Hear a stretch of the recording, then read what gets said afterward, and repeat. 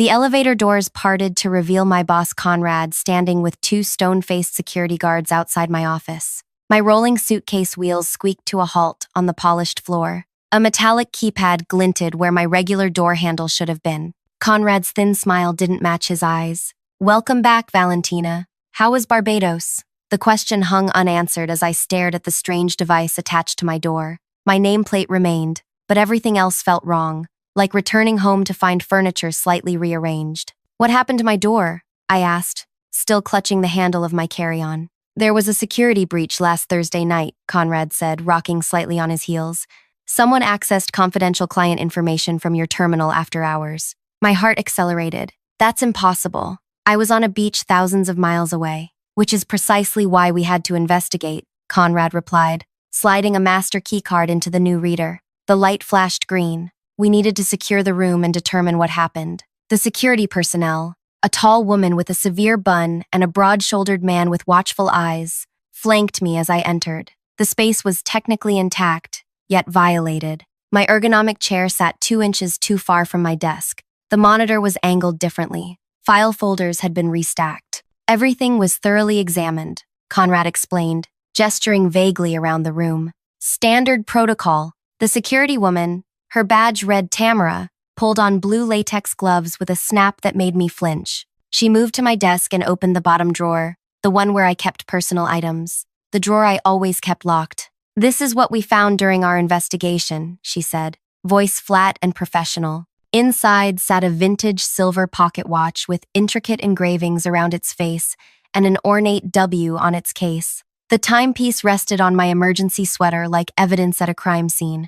"That's not mine," I said immediately. Conrad's face hardened. "It belongs to Walter," he said. "Our chairman." The air in the room shifted. Both security officers exchanged meaningful glances. "Walter reported it missing after the board retreat," Conrad continued. "An irreplaceable family heirloom." "I've never seen it before," I insisted, but my voice sounded small, even to me. Conrad sighed dramatically. "Valentina, this is serious. Theft of personal property from an executive, especially something of such significant value." The male security officer, Darius, according to his badge, pulled out a tablet. "We'll need your badge and laptop. You're being placed on administrative leave, pending investigation." "Administrative leave?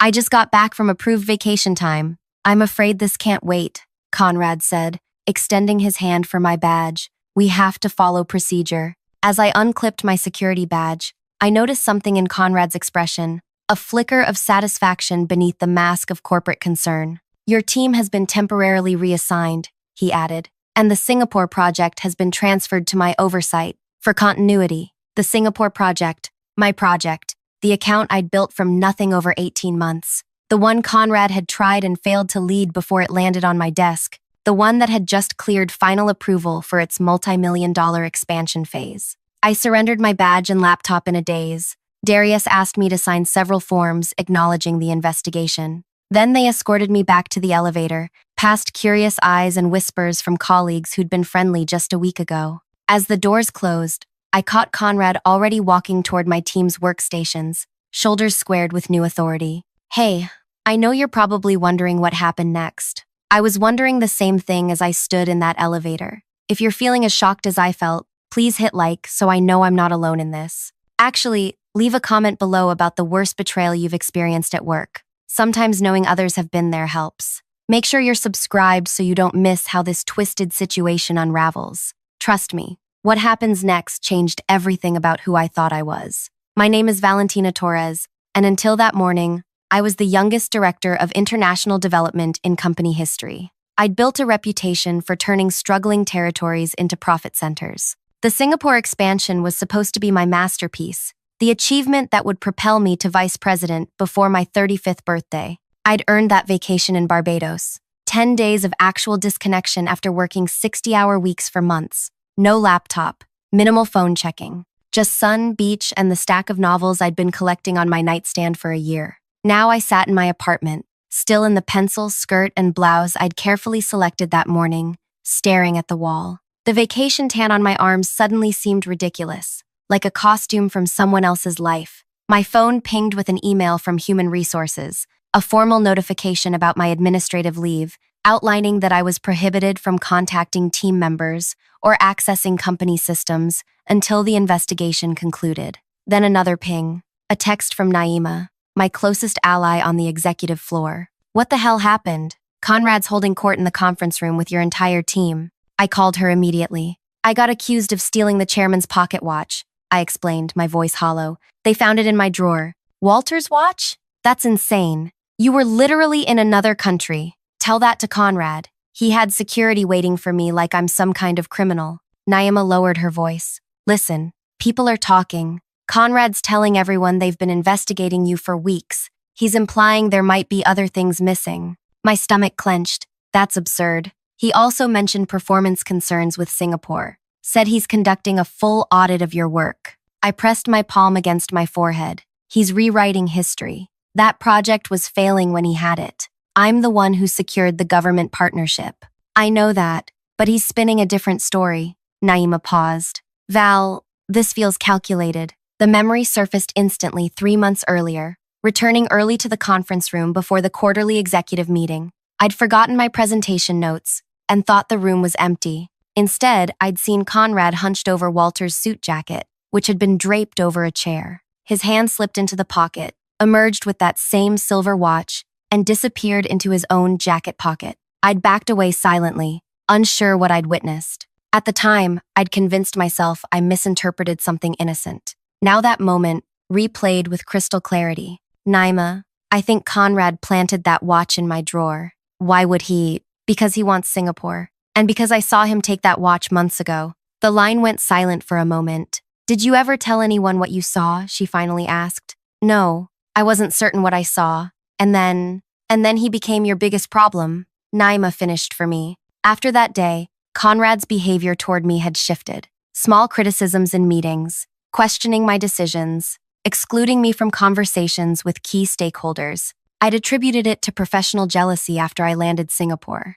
Now I wondered if he'd somehow realized I'd witnessed his theft. What happens now? I asked. HR will investigate. But Val, if Conrad took that watch originally and has now planted it in your office, this goes beyond office politics. This is premeditated. The realization settled like ice water in my veins. The timing wasn't coincidental. Conrad had waited until I was completely unreachable on vacation to make his move. I need to talk to Walter directly, I said. Bad idea. Conrad is tight with him. Goes back years. Without evidence, it's your word against Conrad's. And right now, the physical evidence is literally in your drawer. My mind raced through options, each seeming worse than the last. I could resign before they fired me, but that would look like an admission of guilt. I could fight the accusation, but with what proof? There's something else, Naima said hesitantly. Remember Greer from marketing? She got called into HR this afternoon. Apparently, Conrad told them you'd been taking credit for her campaign ideas.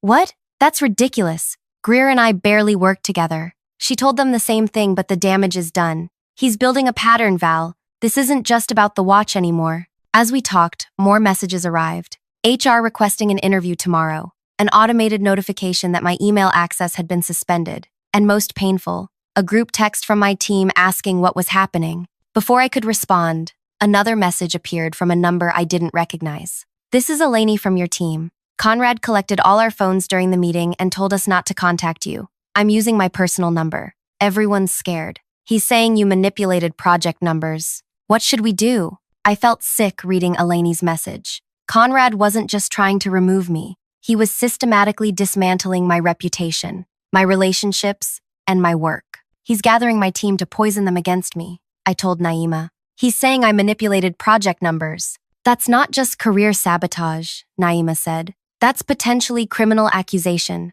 I sank onto my couch, mind racing. I need to think. I'll call you tomorrow after my HR meeting. That night, I didn't sleep. Instead, I created a timeline of everything that had happened since I took over Singapore. Each interaction with Conrad, every success that seemed to trigger his resentment. The pattern was clearer now. Whenever I achieved something significant, something would mysteriously go wrong afterward. After I secured the government partnership, my slide deck for the board presentation was mysteriously corrupted. When my financial projections were praised in the quarterly review, Conrad discovered errors in my calculations the following week. When the CEO mentioned my leadership in the company newsletter, anonymous concerns about my management style surfaced in HR. Each incident seemed random at the time. Together, they formed a deliberate campaign. By morning, I had two realizations. Conrad had been undermining me for months, and fighting him directly would be nearly impossible. He had authority, relationships, and now,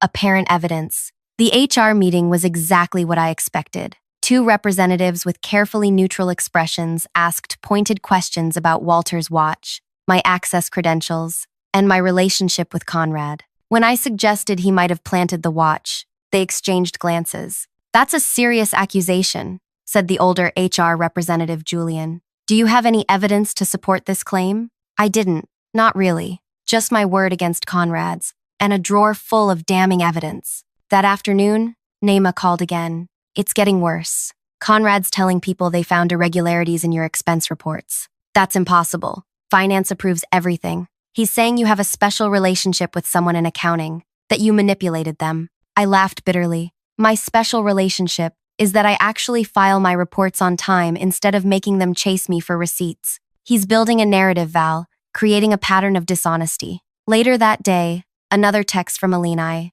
Conrad reshuffled the entire Singapore project team, promoted Vic to team lead. Anyone who questioned it was told they could join your administrative leave if they preferred. Vic, Conrad's most loyal soldier. 2 days into my leave, I realized I needed evidence, not just to defend myself, but to understand the full scope of what I was facing. I called Eleni again. "I need information," I told her. "Anything you can tell me about what's happening inside." "It's bad," she whispered. "Conrad's rewriting project history, says you hid problems from leadership. Vic backs him up on everything.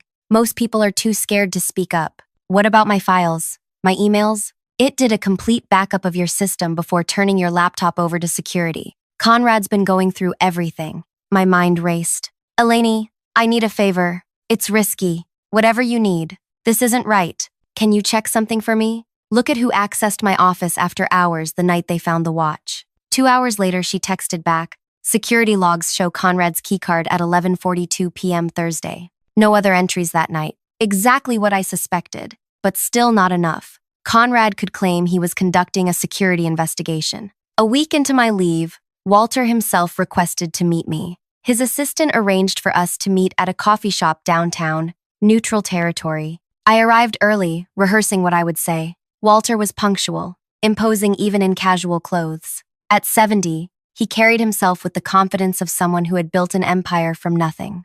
"Valentina," he said, settling into the chair across from me. No handshake. "Unfortunate circumstances. I didn't take your watch, Walter." He studied me silently. "Conrad is convinced otherwise." "Conrad is lying. I believe he took your watch himself months ago. I saw him." Walter's expression remained impassive. "That's quite an accusation. Conrad has been my right hand for 15 years. I understand how it sounds, but I was thousands of miles away when that watch appeared in my drawer. Yet access logs show your credentials were used to access files that night." I leaned forward. "Someone used my login remotely. That doesn't mean it was me." Walter sipped his coffee. "The company has invested considerably in your development. I personally approved your promotion to director. This situation is disappointing." I felt myself shrinking under his gaze. "Walter, please, look at my record. I've given everything to this company. Why would I suddenly start stealing?" "People surprise us," he said simply.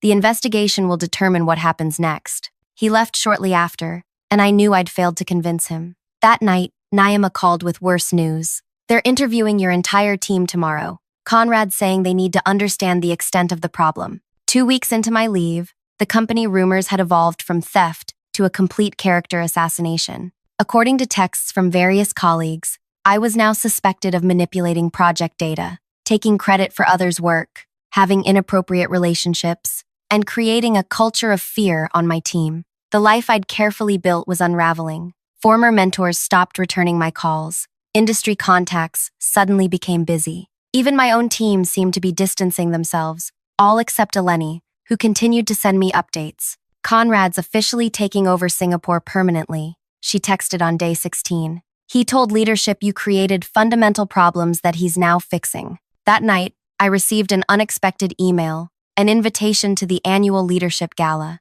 clearly an administrative oversight. but I stared at it for hours, imagining walking into that room where everyone now believed I was a thief and a fraud. Then I realized it might be my only chance to change the narrative. I spent the next 3 days preparing. I reviewed every document I had access to, called in favors from former colleagues at other companies, dug through old emails I'd forwarded to my personal account. Somewhere, there had to be something that would expose Conrad. The night of the gala arrived. I chose a simple black dress, elegant but understated, nothing that would draw attention until I wanted it. I arranged my hair differently, applied makeup more dramatically than my usual style. Small changes that made me less immediately recognizable to those who might try to avoid me. The hotel ballroom glittered with chandeliers and success. I slipped in quietly, nodding to the check-in attendant, who barely glanced at my invitation. Inside, executives and rising stars clinked glasses and traded carefully crafted humble brags. No one noticed me at first. I spotted Conrad holding court near the bar, surrounded by admirers. My team members hovered nearby, including Vic, who seemed to have appointed himself Conrad's shadow. Walter stood across the room, deep in conversation with the CEO. Moving carefully through the crowd, I positioned myself where I could overhear Conrad without being obvious. He was in the middle of explaining his vision for Singapore, taking full credit for partnerships I had built. The problem was structural, he told a group of vice presidents. The team needed stronger leadership. Sometimes you have to completely rebuild the foundation. I felt my hands trembling with anger. Months of my work, erased. My reputation, destroyed. My future, stolen. Then I saw it, hanging from Conrad's pocket, the telltale chain of Walter's pocket watch. He'd reclaimed his trophy after successfully framing me. The absolute arrogance of it stole my breath. I needed Walter to see it, to recognize his precious heirloom in the pocket of the man who'd supposedly recovered it from my drawer. As I plotted how to approach Walter, I noticed something unexpected. Walter was already watching Conrad, his eyes narrowed with interest. Then he turned slightly and caught me staring. Our eyes locked for a moment. He gave me the briefest nod before turning back to his conversation. What did that mean? Was it acknowledgement? Dismissal? I didn't have time to analyze it because Conrad suddenly broke from his group and headed straight for Walter. I moved closer, not hiding but not drawing attention, positioning myself within earshot.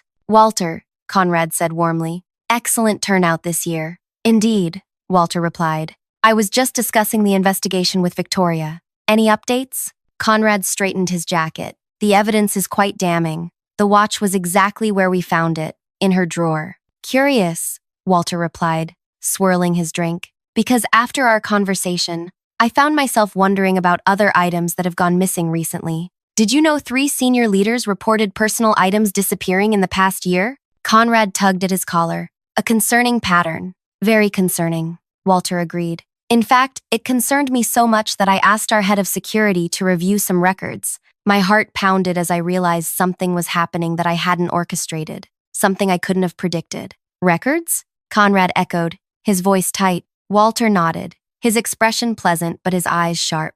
Access logs to Valentina's office for the night you discovered my watch. Conrad's smile faltered slightly. Standard security protocol. Only one keycard accessed her office that night, Walter interrupted. At 11:42 p.m. Yours. I hadn't planned this. I hadn't known Walter was investigating independently, but I stayed perfectly still as something shifted in the air between the two men.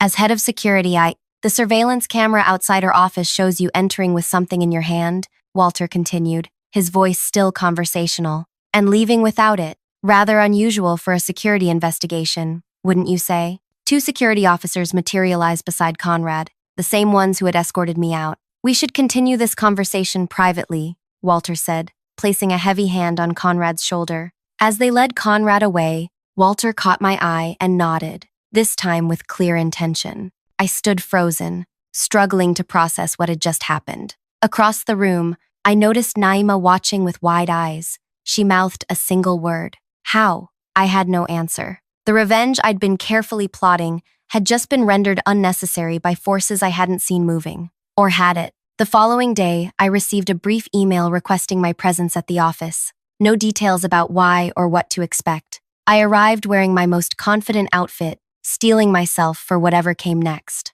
Instead of security, Walter's assistant met me at the elevator. They're waiting in the conference room, she said, leading me past curious onlookers. Inside sat Walter, the CEO, and the head of human resources. No Conrad. Valentina, Walter said, gesturing to a chair. Thank you for coming. Am I still under investigation? I asked, remaining standing. No, the CEO answered. You've been cleared of all allegations. We owe you an apology. I slowly sat down, trying to process this sudden reversal. Walter slid a folder across the table. You've been reinstated, effective immediately. Your team will be returned to your supervision, with appropriate compensation for this. Unfortunate situation. What happened to Conrad? I asked. Walter and the CEO exchanged glances. Conrad is no longer with the company, Walter said carefully. His access has been revoked, and he departed the premises last night. He just left? After everything he did? The HR director cleared her throat.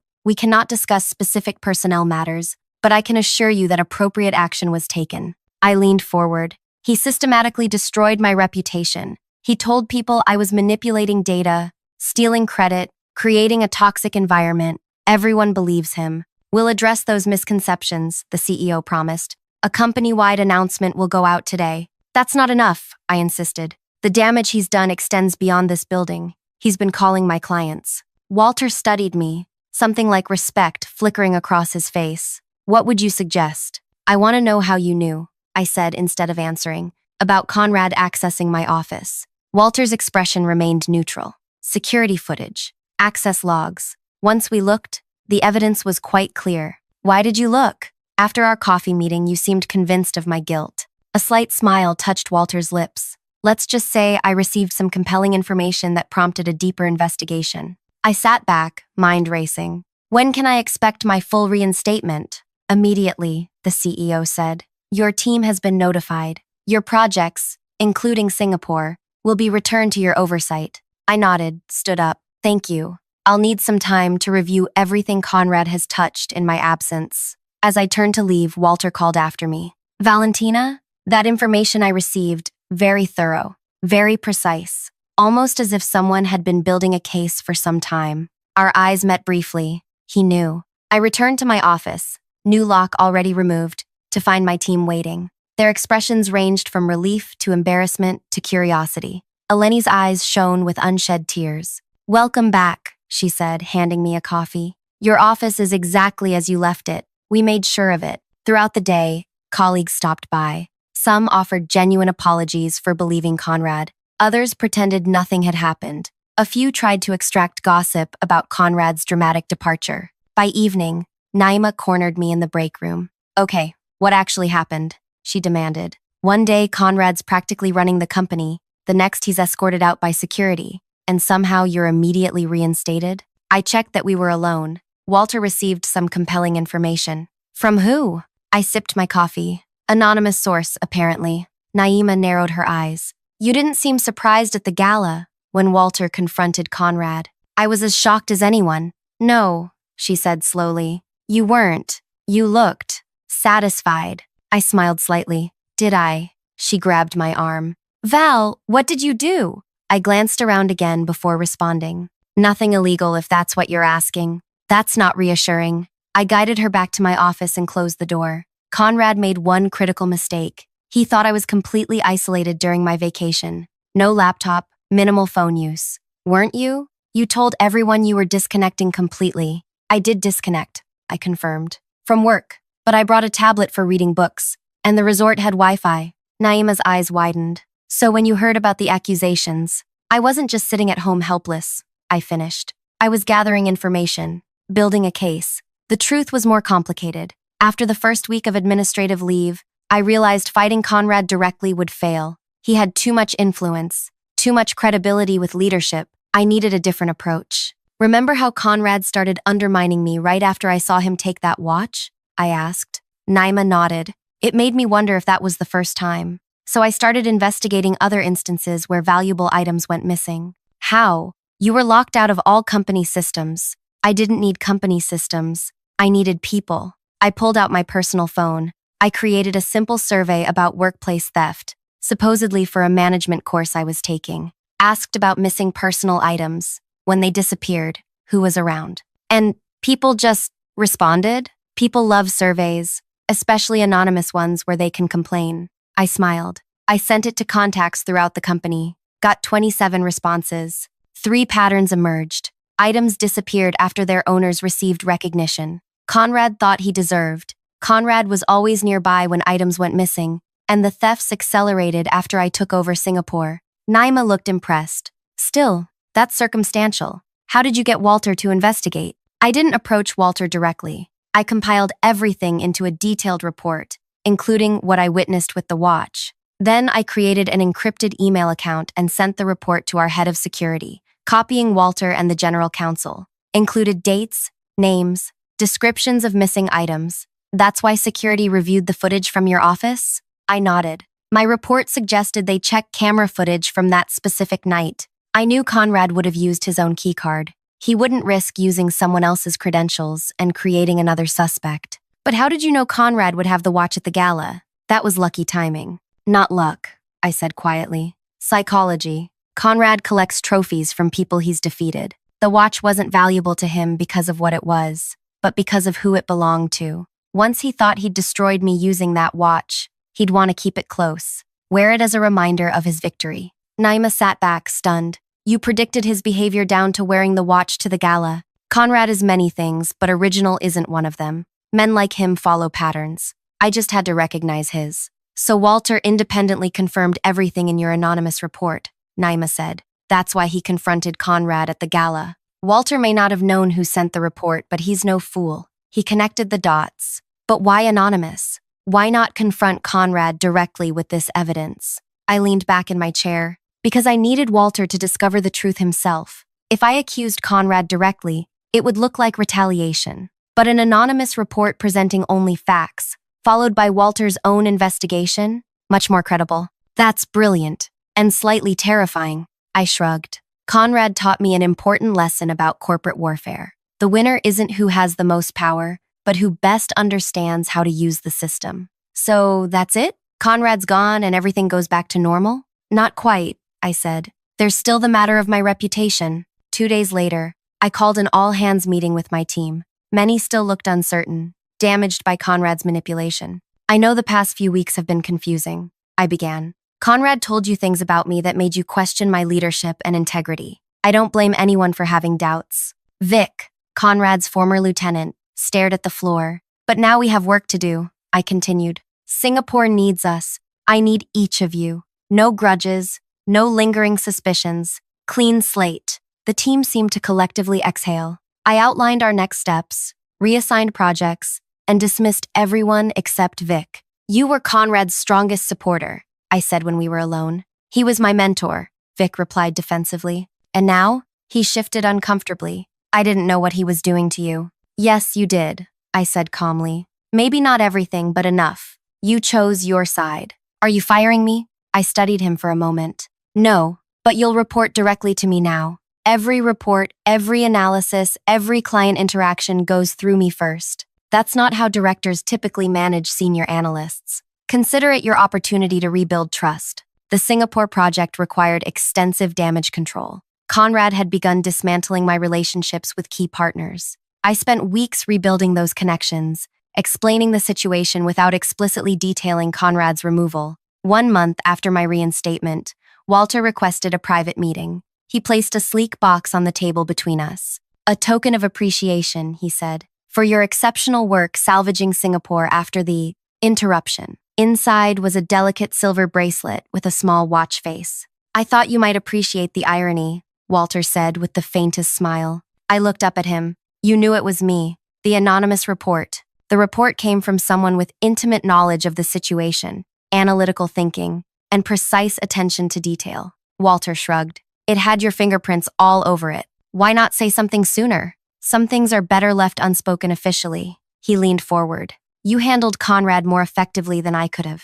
No direct confrontation, no public accusation, just carefully arranged evidence that led to an inevitable conclusion. I learned from watching the best, I said. Walter's eyes twinkled. The company needs leaders who can solve problems without creating messes. Your promotion to vice president is being announced next week. The board already approved it. After Walter left, I sat holding the bracelet, thinking about how differently things could have ended. If I'd confronted Conrad directly, if I'd given in to despair during my leave, if I'd tried to fight the accusations head on. The true victory wasn't just Conrad's removal. It was discovering my own capacity for strategic patience, for setting a trap and waiting for my opponent to walk into it of his own accord. 3 months later, I received an interesting email. Conrad had applied for an executive position at one of our competitors. They were conducting a background check and wanted to verify his employment dates and responsibilities. I drafted a perfectly factual, professionally neutral response,